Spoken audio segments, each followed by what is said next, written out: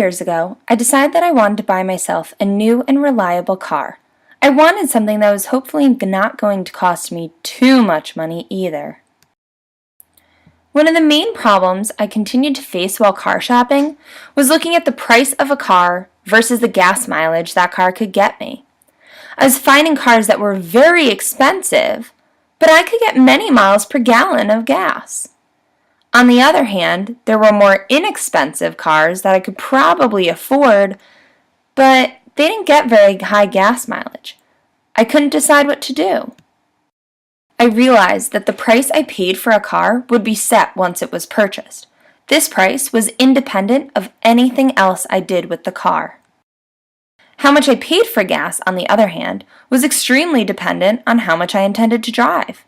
I only live a few miles from work, so that wouldn't be a big expense.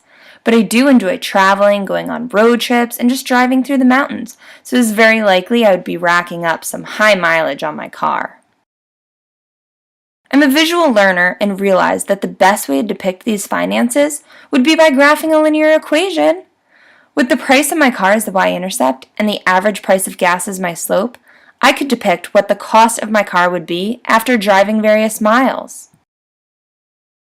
The two most specific cars I was looking at were buying a Jeep Commander for $23,000 or a Volvo station wagon for $33,000.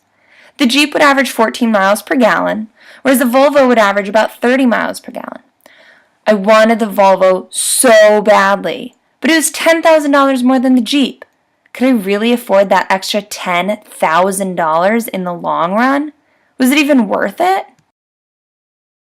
I calculated the slope for each of these lines by determining what the cost would be to drive a certain number of miles based on miles per gallon.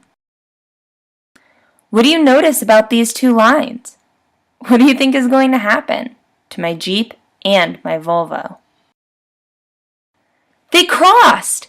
This is the solution of my systems of equations. This means that at exactly 72,000 miles, I will have spent $41,000 on both cars, regardless of what they initially cost me. And it didn't even end there.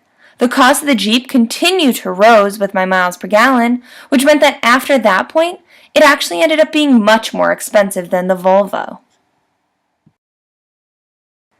I decided that the answer was clear. I was going to be driving so much and did not want to end up spending more money on a car because it was initially cheaper.